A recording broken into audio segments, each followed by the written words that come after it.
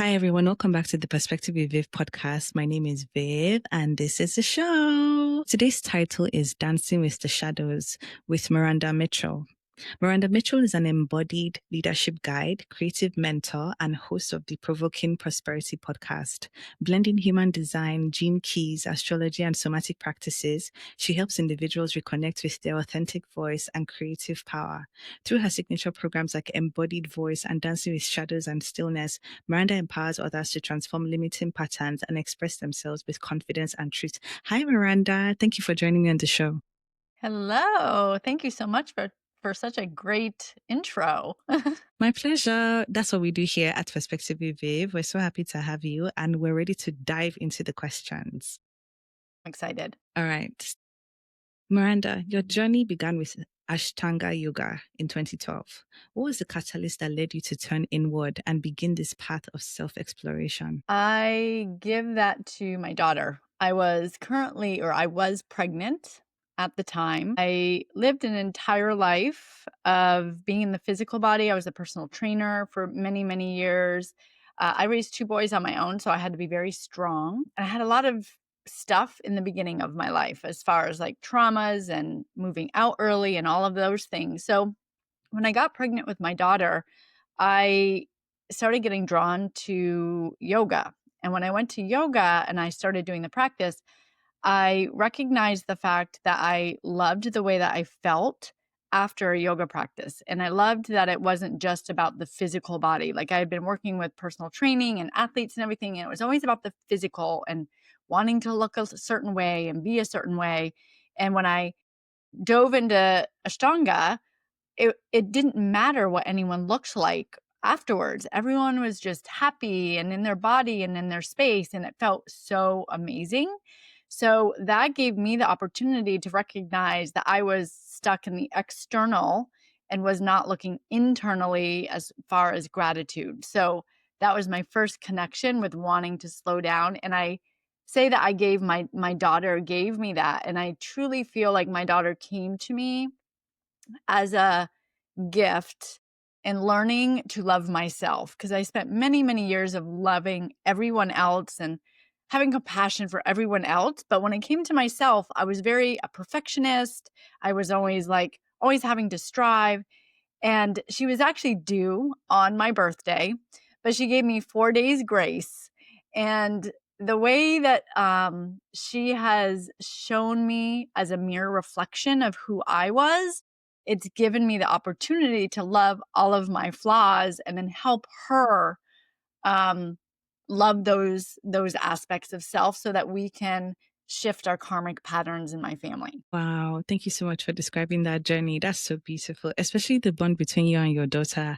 I find that motherhood is very fascinating in the sense that you give birth to a child who is partially a mirror of you, and you can learn to love yourself through them and then love them even more by showing them how to love themselves. So that's such a beautiful thing to describe amongst everything that you said, actually. Thank you. So you've described that period as a turning point where you released external validation. What did that shift reveal to you about your true self? Well, it's stuff I already truly knew about myself, but I didn't want to acknowledge, I guess, that I didn't really love myself. I was always looking externally for validation from others for love, validation for being good enough. I was always trying to prove my own self, my own value. Like it's weird because I didn't really care what other people thought of me, but yet I had this thing within myself that was always trying to prove myself that I was good enough, that I was valuable enough. Like I was never enough, but yeah, I was also too much for others. So it gave me the realization that I really had to turn inward and learn to love myself and know who I was to then be the presence that I wanted to be externally with others. Which is what I do to today. I get compliments all the time on how when people are in my presence, they feel grounded or they see a light in me or there's just this feeling. And it's because I'm authentically me, regardless of what others see. Because, truly others only see a person through their own perspective of what they've gone through. So it's important for us to understand ourselves and then just be that authentically. So it's given me the opportunity um, to truly embrace who I am and not worry about the external like I used to. Thank you for that. And I feel as though with external validation, I started to become a person that became internally validated when I realized that the validation I was seeking, I wasn't getting it. And, when you go from people to people, doing what you think would make you be loved and make you be seen as worthy, at a point you're like, you know what? I'm even pretending anyway. This is not who I really am. If I was really honest, I was like, I genuinely don't care. I've been making an effort. I've been sort of masking because I just felt like that was the presentable version of me to show to the world. So with external validation, honestly, realizing that, okay, you guys aren't giving me the validation that I seek. Let me find it within. It saved so much energy. It saved so much time because you're like, wow, I'm the sun. And I don't need to look at someone and be like, am I the sun? And they're like, oh no. I'm like, I don't care. It's me. I see me and I see who I am as a person. And I love that because when you're internally directed, then it filters out externally. Then what you're not seeking starts to seek you and it comes and it's a surprise and a gift. And you're like, oh, wow. So I need to start from the inside for it to show outside. And I think that when we realize that that's a mechanism for the world, things will change at a much faster pace than it is now for everybody in their self-love journey. And the frequency too, because when you're looking externally, so you're looking for something that you think you're not. So the frequency that you're being is at a lower frequency. Whereas if you understand who you are and you just be who you are, the frequency is much higher. So then that is who you attract in your life. So then you start attracting a different type of person that actually sees the beauty of you rather than looking for people to see the beauty in you. So true. So true. Thank you for that. Now, my favorite question from all the questions I'm going to ask you. What does dancing with the shadows mean to you? And how did you come to embrace that process as part of your healing and leadership?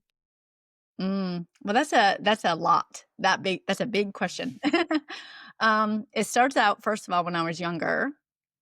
I spent a lot of alone time with myself. I was out in nature a lot. I would spend hours and hours and hours like doing choreography for dance because I loved dance, and that's where I found freedom. That's where I found a deep connection to source, to myself, like kind of like an internal experience where nothing else externally really mattered. And then I lost it. I stopped doing it because, people are like, well, you need to grow up and you need to do all these things as an adult. So I stopped dancing as much. Well, I started actually going to dance, but it was more so like do toxic dance, like going out, you know. And then later on, as I went through Ashtanga yoga, I went through NLP and learning about neuro linguistic programming. And then I learned about human design and I started like deconditioning all of myself from expectations of what I thought I was supposed to be. And then the shadows in the gene keys. So when I found the gene keys, it is another lens of human design and it goes into all of the frequencies of your gate activations in human design. So, human design, we have different gate activations. And in the gene keys, it shows us that there's a shadow, there's a gift, and there's a city, like a acidic level. So the shadow is where most of society lives. We live in the shadow frequency of a lot of our activations. So, and we're conditioned that they're wrong, that they're something we have to get rid of, that there's something that is not good. But in reality, when you learn about the different activations, you actually see that these shadows show up for you at times when you are not loving yourself. They're showing up at times when you're comparing yourself or you're not in alignment or you're not doing something that truly fulfills you. So these shadows now, anytime a shadow, it's not like the shadows will ever go away. These shadows are actually a gift. Every time they show up, it's an opportunity for us to ask ourselves, where am I not loving myself? Where am I projecting myself out into the world? Where am I forcing? Where am I comparing? So then once you realize that this shadow, like one of my biggest shadows that shows up for me over and over is inadequacy. So it's in my chart like 3 times and it's all about proving, having to be the best, perfectionism, not being good enough, like always being on dean's list, always learning, always doing the things. And now when inadequacy shows up for me, it's like, oh, how am I comparing myself? Because right now inadequacy is showing up. It's not like the shadow will ever be gone, but when the shadow shows up, you can look at it in a way that is an opportunity to shift your perspective. So it's a learning tool. So when a shadow shows up, I actually get excited because it means, okay, I'm like projecting something or what's going on with me. I'm feeling really inadequate. And then I'll readjust my perspective and choose a different direction. So the dancing with shadows is the dance of life, the dance and the flow of movement, and understanding that shadows will show up, and then the gift shows up, and then the acidic level shows up, and it's the dance between the fluctuations. Like we're never going to get rid of them, but it's the enjoyment of the dance of the awareness. And I actually created a oracle deck that is called Dancing with Shadows and Stillness, and it Beautiful. brings in Wow. yeah, it brings in somatics and human design and gene keys and like all of the goodness. So if you look at life with as a dance of bringing those shadows and gifts and the stillness in, life is a beautiful experience, regardless if you're in a time that feels heavy or in a time that feels light. Wow. Thank you for that answer. You're welcome. I think I'm very fascinated with you creating an oracle deck that is a fusion of all of these things. We'll dive deeper into human design and gene keys, but I think that that's really fascinating because I can't imagine. I definitely have to go and check it out. Not that you said it, but I can't imagine how that works. We'll talk about that later. I'm just saying that that's interesting, creating an oracle deck with all of that. I can't even imagine how impactful it's already been to people that have used it because it's like different tools in one. Yeah, that's what I was looking for. Different tools in one. So many people resist shadow work, yet you describe it as a doorway to creativity and authenticity. What do you mean by that? So going back to embracing your shadows, the gene keys gives us the opportunity to understand certain shadows that are actually our way of learning. So what I feel like is we come to this planet, we come to this physical form to learn and grow. So with certain activations in our human design and gene keys, and I love going to use these modalities because it gives you almost like a roadmap of where you can put your focus, but I do not use them as a way of where you stay stuck. Like, I don't have people staying stuck within their human design or stuck in their gene keys. There's always a potential of growth for, okay, this is where I'm deconditioning. This is awareness of my shadow aspects. And now what? Not like staying in the box. So when you look at the different activations in your chart, it's so amazing on how when I'm working with someone, I'll say, "Well, this shadow is prominent in your chart." And they'll be like, "Oh," and it's because it's their story. Like that is what they're here to learn through, you know? So when you are Mm, able to look at the different shadows and recognize that you're here to learn through these shadows, they're a tool for you to recognize and learn through, then there's nothing wrong with them. It's a gift. Every time they show up, it's an opportunity to readjust, to be aware. But that's the thing is people have to sit back, recognize when it shows up, acknowledge that it's there, and embrace the fact that it's there and then make a different decision. So like I said, inadequacy is one of mine. Psychosis is one of mine, like just getting stuck in things. I'm trying to think, fear of failure is another of mine. So when you go through the chart and you're actually able to see all of these shadows, is like, it makes so much sense. Like there's nothing wrong with me. There's nothing wrong with these shadows. It's all an opportunity to use them as an awareness for growth. wow. Thank you for explaining that. Can you share a personal moment where confronting a shadow brought you deeper clarity or creative freedom? Let's see. Ooh, there's a big one. This one's a big one. In the gene keys, and okay, so the gene keys in human design are interconnected. Ra downloaded all of the information in human design in 1987 through a supernova. And then Richard Rudd studied with Ra, and then started receiving these transmissions into the cellular body. So the gene keys kind of goes into the cellular body in the physical form now. So like there's breath, awareness through the physical self. So within my unconscious earth, I have gate 38. Unconscious in human design is usually something that you are unaware of. Maybe other people see it in you, but it's an unconscious type of archetype that lies within you. The earth in human design is what helps ground us to this physical world. So in the unconscious, this 38 grounds me into the physical world. And this is a archetype of fighting for things that you believe in.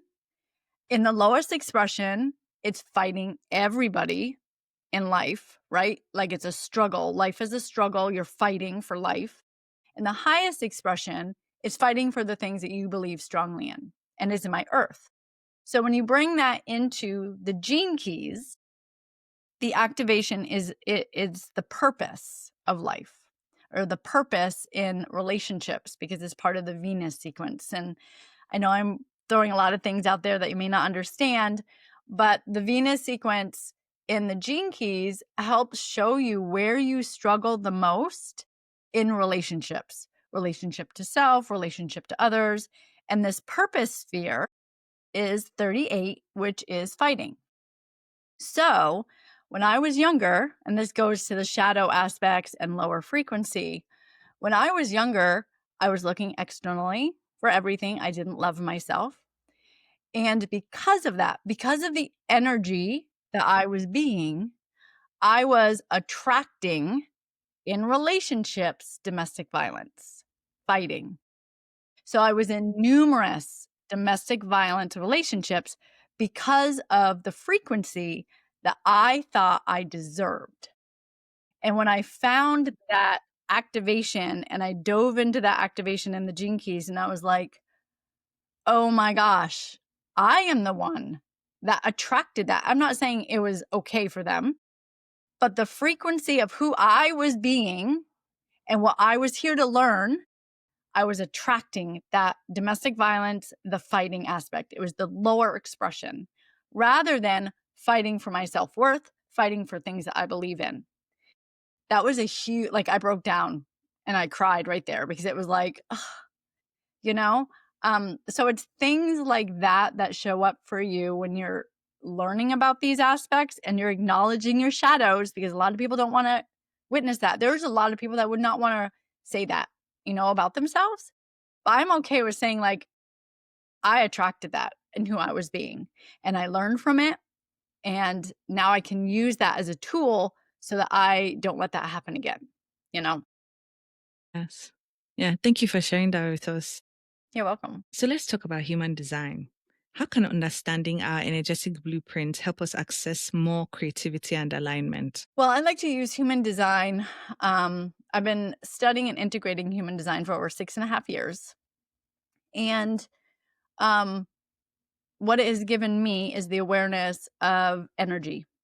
It's given me the awareness of what energy I'm here to be out in the world.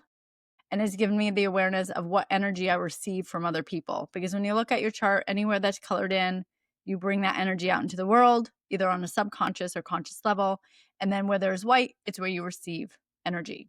So when learning about that, I was able to recognize why I was so, like, for example, my G center, which is love, direction, identity. Those are all the archetypes of love, direction, identity.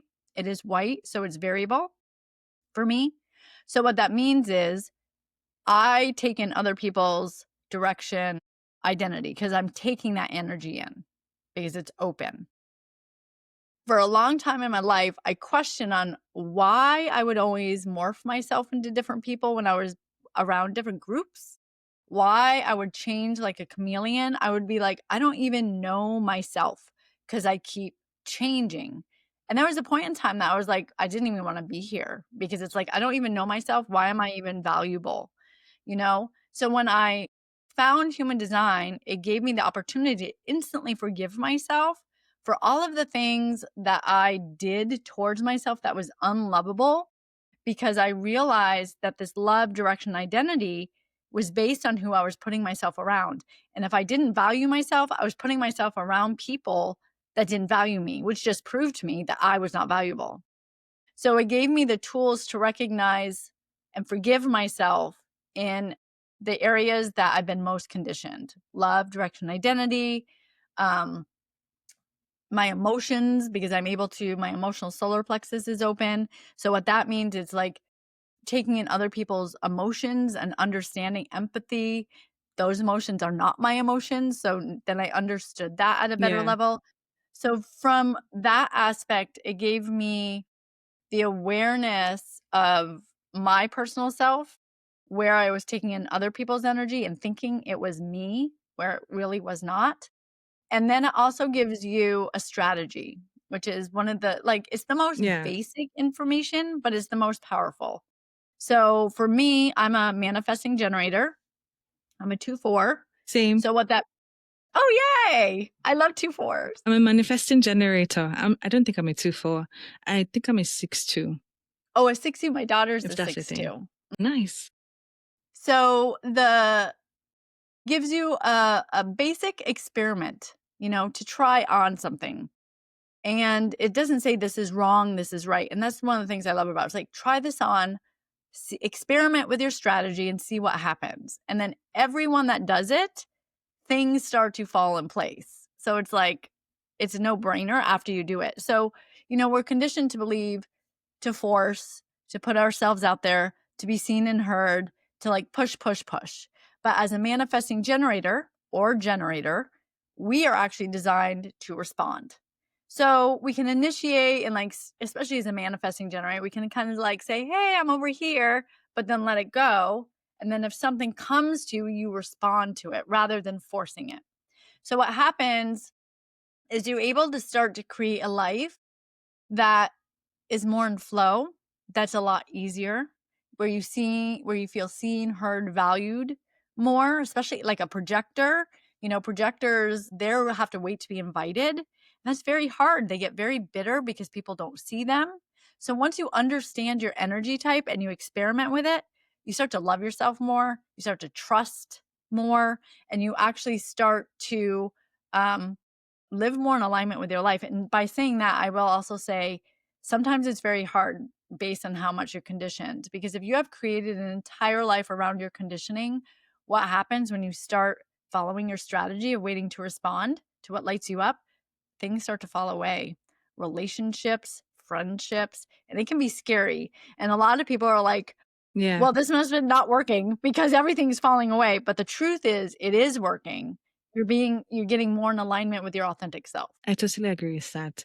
And I must say, I think being a manifesting generator is so amazing for so many reasons. Number one, we're able to juggle so many things, have so many passions and interests. One.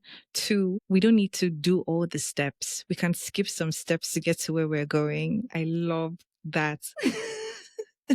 What else?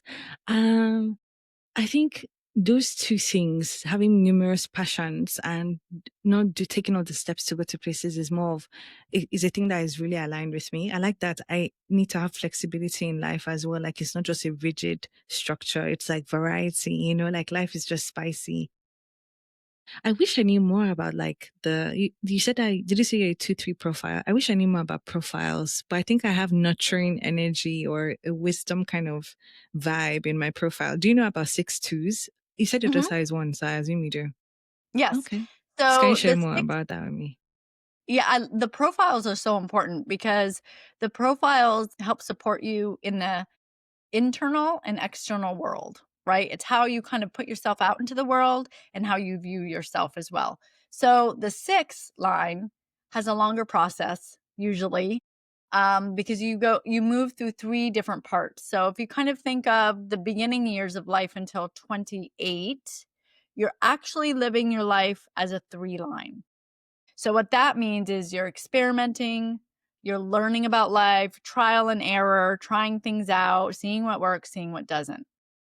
Then after your Saturn return, which happens between 28 and 32, you kind of set back and it's called Up on the Roof. So what that means is you're kind of up on the roof viewing over your past and seeing what some of the things that you want to take with you, some of the things that you're letting go, what didn't work for you, you're kind of healing, you're doing all your internal work. And then after your Chiron return, which is between 42 or 48 and 52, it's called role model phase. So what that means is like you're just this role model that has experimented, lived life fully, reflected, healed, and then people see you as this role model.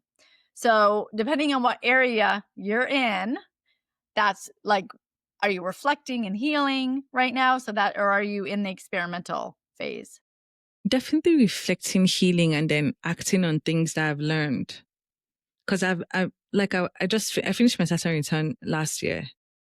So yeah. Yeah. So now it's time for like, what is it that you want to bring to the world? What are you taking away with? What do you move it? What feels good to you? So it's kind of up on the roof. And then the Okay. two line is called the hermit.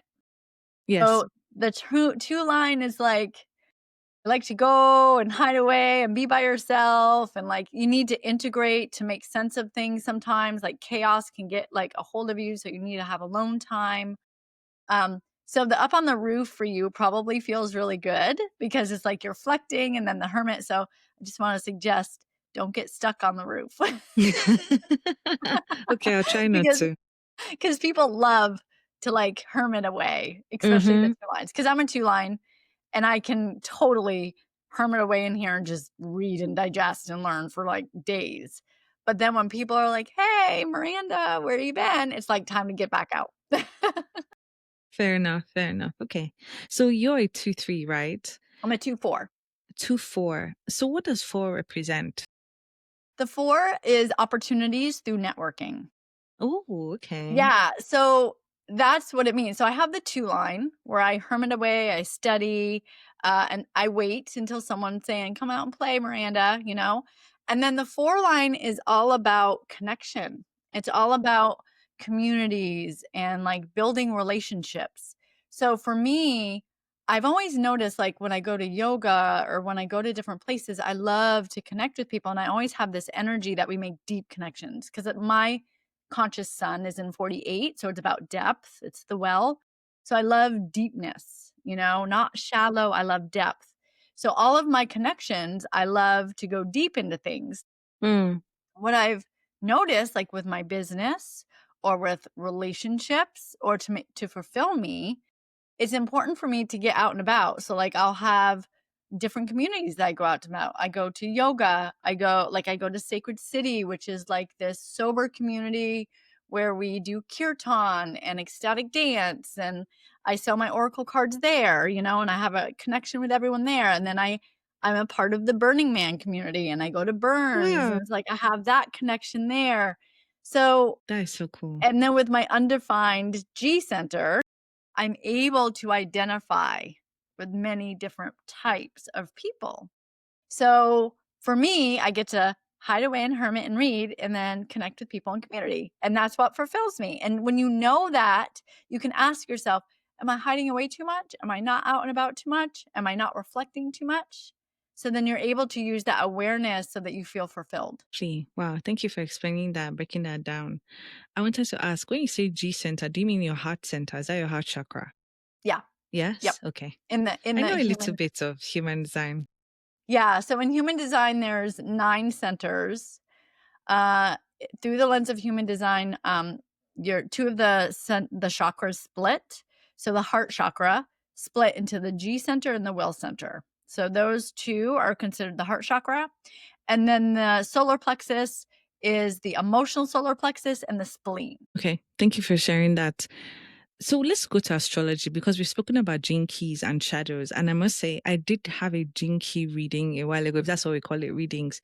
And it was very exposing in a positive way. It was very like on the nail. So while you were talking and describing all these things, I said, oh, wow, like I would love to go back to my report and see more on what was said about me because it's very interesting, especially with shadows. And one thing about me, I'm very much a shadow work person. And so it's like there's always deeper layers to dive into. And I feel like that's where I am now. I even pulled the death card in reverse today and I had to ask, am I holding myself back from any transformations? Maybe. So, yeah. So let's talk about astrology. What would you like to know? How I do, love to yeah, I'll wait to the question. okay. You know what? No, share what you wanted to share. Just speak. It's fine. Tell me about astrology. Tell me what you wanted to say. So, the way that I use astrology is I mentioned I like to go deep into human design. So, when you're in human design, when you look at your gate, when your chart, you are actually able to see the astrological planets that your gates are in. So, when you look at your chart, the top is the sun, that like when you look at the chart, there's two sides of numbers, right? And then there's symbols. So at the top, it's the sun activations. Then the next is the earth activation. Then I think it's the north node, the south node, the moon, Mercury, Venus. So it goes all through the astrological signs. So I like to do is you look at the gate within the sign and then you go deeper as going into my software that you have, you can actually find what astrology sign is in the planet. So for like me, my Mercury is in gate 28 in Scorpio. So I know that I'm here to talk about challenges it through the Scorpio lens, which is through like taboo and transformation and like really piercing through things, right? And then in Chiron, I know that my Chiron is in house, and then I go into the houses too. So I Mm, go into the houses and the lens. So it's a little bit deep, but when people are really wanting to get nuanced on like they've been studying themselves for a while and they want to get really nuanced within the way that they express, the way that they share, the way that they heal, then we go into the astrological and the houses of their gate activations within the planets. wow. And so you talk about gates. What do you mean? What, no, how many gates are there? So in human design, there's 64 gates, but we each have 26 gates defined. Wow, really? And they each represent something. Like, okay, for example, give an example of what a gate 34 would mean. What are the attributes or qualities? So gate 34 is located in your sacral. So it is associated with work and life force. It Mm, is one of the most powerful gates as far as like energy power. So it usually means with people of that gate, if it's a hanging gate. So what that means is if the 34 is activated, but then there's no connection, it's just hanging. There's a lot of like shiny object type of energy, like, oh, like squirrel, like looking for different things because it's a very powerful gate, but then there's no energy to a different center. So it's like hanging out there. Now, if the gate has a connecting channel or a connecting gate, it creates a channel where then that energy moves through another archetype and then is connected to a center. wow, I love that. It reminds me of my human design chart where my throat is activated, my G center is activated, and so is my sacral. So there's energy flowing all the way up to my throat. I remember that. Yeah, Interesting. so then your sacral work and life force energy is activated to your G center. So what that means is like your work is connected to your identity, and then what you speak about is about your identity and work. So that's one of the things that I love is like you get to see like how the person is by the way that it Yes. flows to the throat. Yes, I love that. And I was told in my report that my sense, my best sense or something along those lines is taste. What's your take on that? Yeah, it's how you it's almost like your superpower, That's what I kind of think it is. So, it's your like, for taste, it's like they say you can taste when a person is off. You have this sense. Yeah. I love that. Yeah. Mine is inner vision. So, Mm. for me, I have to, like, close my eyes and tune inward, and I do, like, sometimes when I'm even talking to people, I'll just get a glimpse of a vision. and just a sense of knowing. So I like That's to it. say that those are our superpowers. I love that. I love the idea of superpowers. Yes. And Mhm. for me, with taste, honestly, like I don't eat everything, but and the things that I like, I eat them repeatedly. So I have like I could eat pasta for as long as I want to. I wouldn't get tired of it. I have specific things that I eat. With people, I'm like that as well. Like I'm not for everyone. I'm also a Scorpio rising, where we'll dive into astrology a little bit. I'm a Scorpio rising, so it shows with the way people relate to me or how society relates to me. I come across in my mind like cheerful, nice, but apparently my energy gives us this like dark aura, Morticia vibes. And I'm like, I'm not complaining. What would you It's so say? funny that you said that because when you said shadow work, I'm like, "Oh, I wonder where Scorpio is in her chart." You see? And I have a stellium in Scorpio. Yeah. Oh, I think Yeah. that's Jupiter amazing. and I Pluto. love It's so Scorpio. fun. Yeah, I love Scorpio for sure. Yeah. Yeah. Where's Scorpio in your chart? I have Scorpio and Mercury. So Mercury is, Ooh. like, what I'm here to Oh wow. speak about. Mhm. And So you I'm here speak to, some like to provoke and poke and talk about the things that people sometimes don't don't talk want to talk about. about. Mhm. Which means that you see things that people don't see, and people may try and label you as crazy, or they may try to like isolate you or crucify you for saying things that is taboo. Like, okay, yes, this is a thing that we've noticed unconsciously or consciously. We've not want to put words to it. Why can't you just ignore it like everyone else? Right. And Yeah. then, Yeah, that's so interesting that you said that because there's that aspect as far as my Mercury in Scorpio, and it's in 28, so it's all through about challenges. And then my unconscious sun is gate 39, which is provoking, provocation. It's about poking and like poking at people, but it's through love. So when I was younger, I would provoke people and I wow. wouldn't even know why. So then I would feel like something's wrong with me. Why am I doing this to people? Like, why are they acting like that when I didn't even mean to say anything? But now it's like, oh, it's more so I'm poking to see if their frequency is in alignment with mine and to see if they're ready for growth. So it's like I'm Yes. poking. So now it's like, so I have provoking and poking and then the Mercury. So sometimes I get like a little people lashing out at me, whereas before I would make myself small Wow. and think something was wrong with me. But now, but now I say, oh, I triggered you. You're welcome. I love that. Yeah, you learn that when you have that Scorpio energy, and Mercury is one of like the most primary planet. It's a primary planet. It's one of the what's the word? I'm losing the words, but it's a primary planet, so it's quite impactful in your chart. It has to do with how you think, how you speak. So I can get that.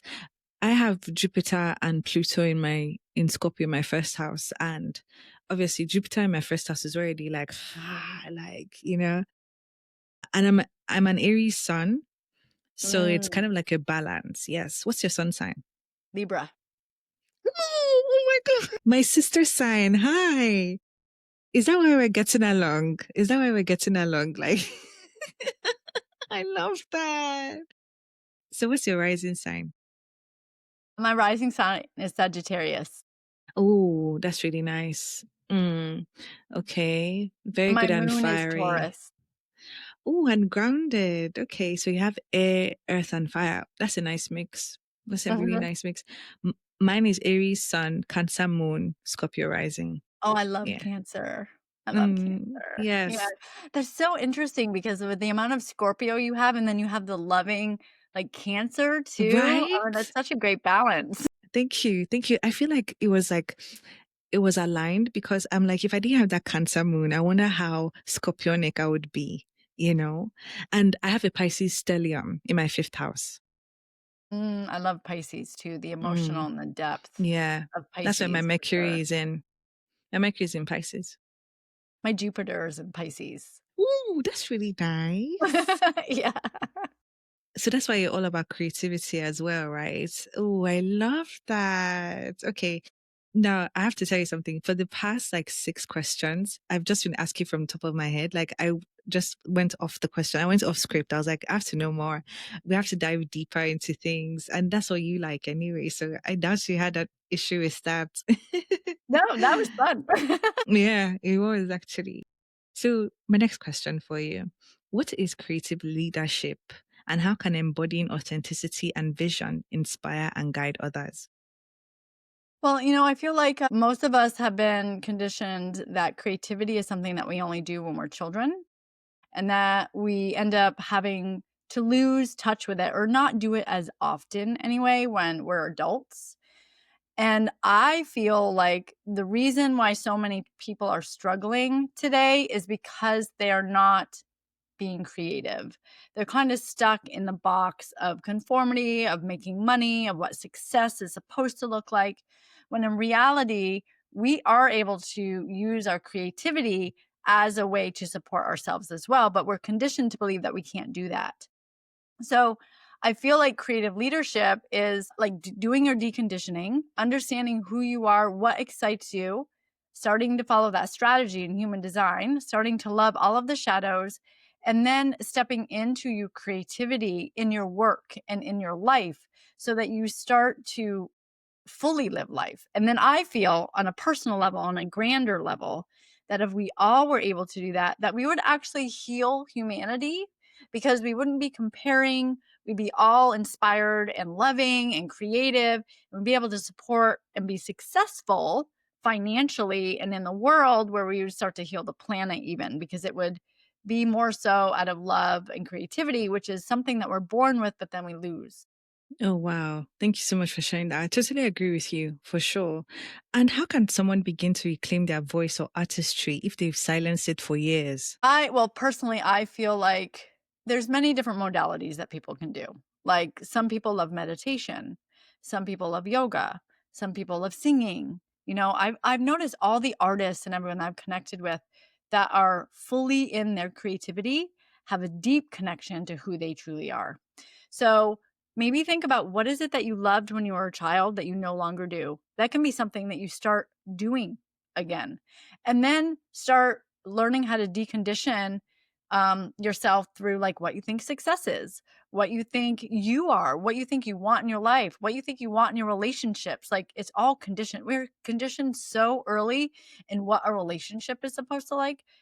Not all relationships are like that. Like, what is it that you truly want? And start to step into it. So for me, what that was yoga first, slowing down, then human design, then gene keys, and then astrology. And now I've even dove into galactic astrology, which is even another thing. Never Yeah. heard of that.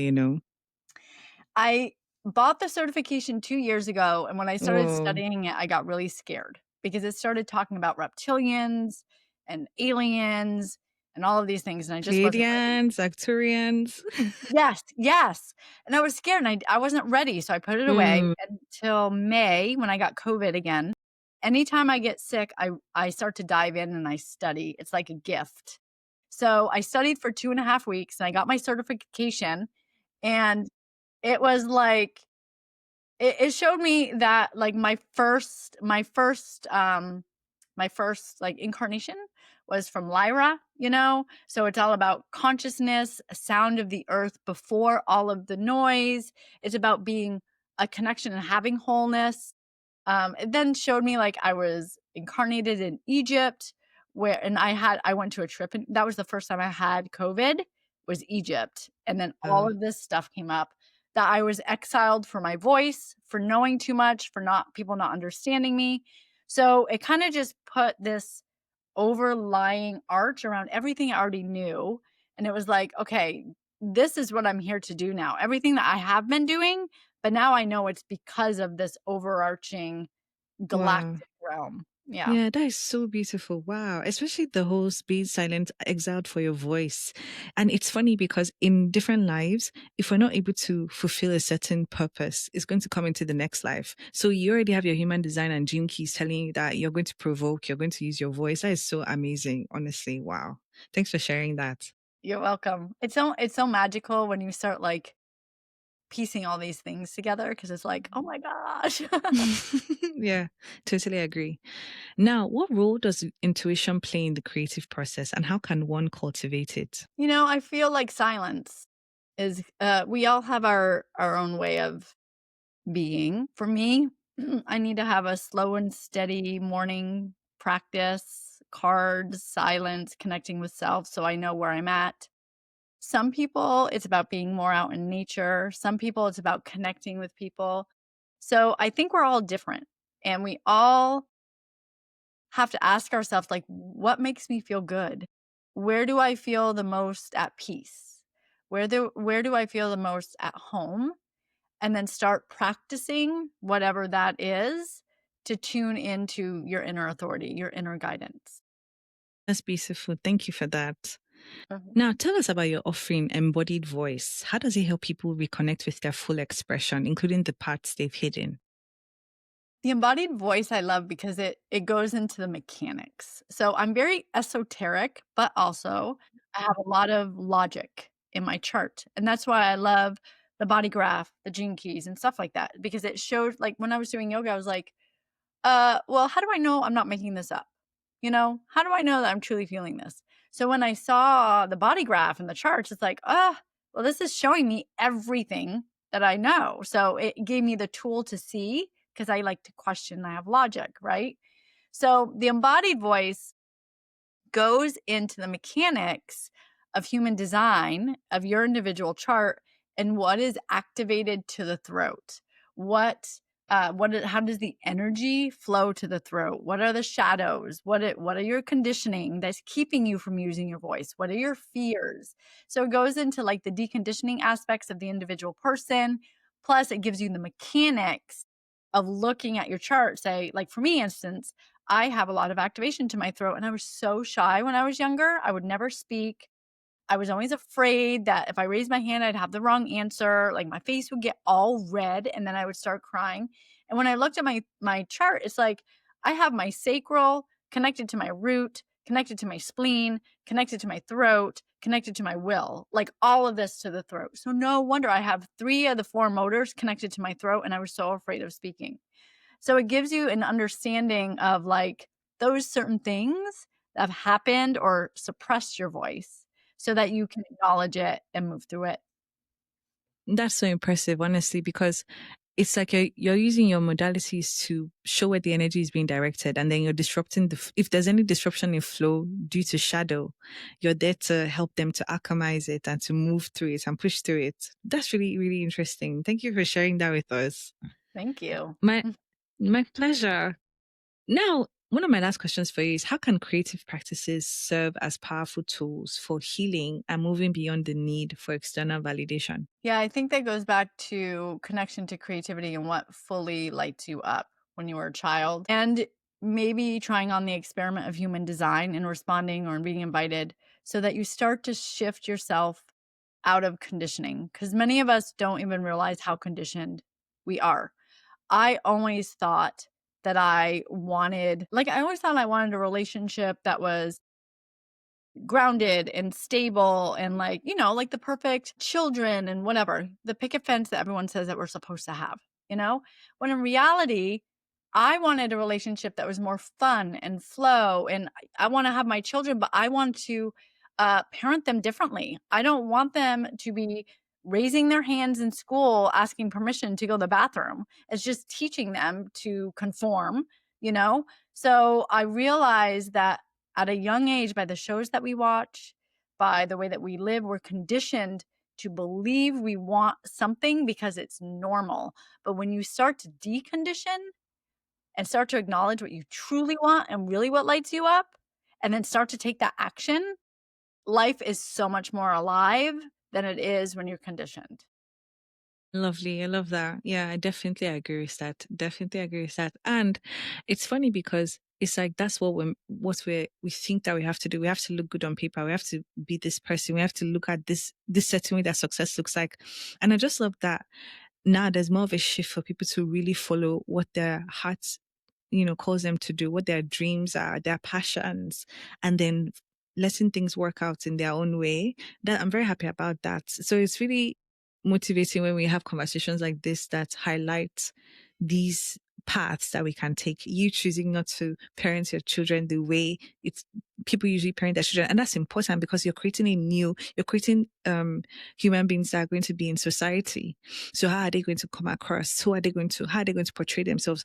What are you going to teach them? And how are they going to be able to have a mind different from the mind society wants us to share? the mindset society wants us to. So that's very beautiful and that's very profound. Thank you for Mm, that. thank you. And I will even say, like, because, we're conditioned, go to school, go to college, get a job, da, da, da, get married. That's what we're conditioned. So if we're not doing that, then something's wrong with us.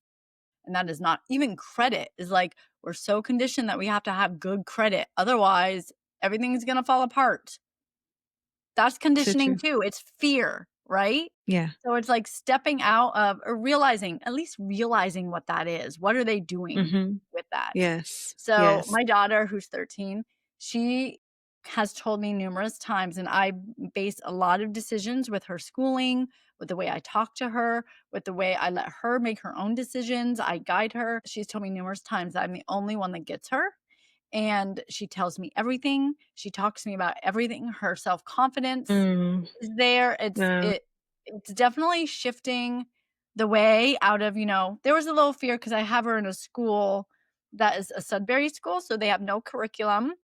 They learn what they wanna learn when they Wow. wanna learn it. There's no Wow. grades, and I was nervous, like, am I, like, setting her up for failure because she's not in a normal, like, school? Structure.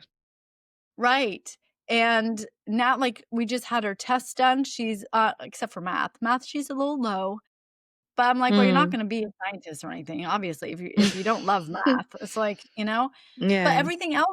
everything else is right on par, and she's not doing regular schoolwork. She's learning when she wants to learn. She's learning how to communicate, emotional stability, to stand up for herself, to say no to things that she doesn't wanna do, and I feel like that's actually gonna be a gift when she gets out in society. It's Yes. gonna actually be better. Yes. Wow. That is Mhm. so beautiful. I'm so happy to hear this. Wow. And it just goes to show listeners that you can create something different for yourself. You can create a different kind of system for yourself. Just be authentic, follow your heart, follow your dreams. Think about what lights you up or what used to light you up as a child and just let that show you the way. I think this is a beautiful place to stop the episode. Thank you so much, Miranda. And thank you, listeners, for joining us on this powerful exploration of shadow work, creative expression, and inner alignment with Miranda Mitchell. If this conversation stirred something in you, whether it's a desire to reconnect with your voice, your creativity, or simply yourself, you're not alone. The path back home often begins in the dark. To dive deeper into Miranda's work, get your free human design chart and explore her offerings at Mitchell.com. And if you're on your own journey of embodiment and enlightenment, I'd love to walk alongside you. You can book me for a tarot reading at Perspective with Fav on all social media platforms. Until next time, may your shadows be teachers and your voice unapologetically your own. Thank you. Bye. Thank you.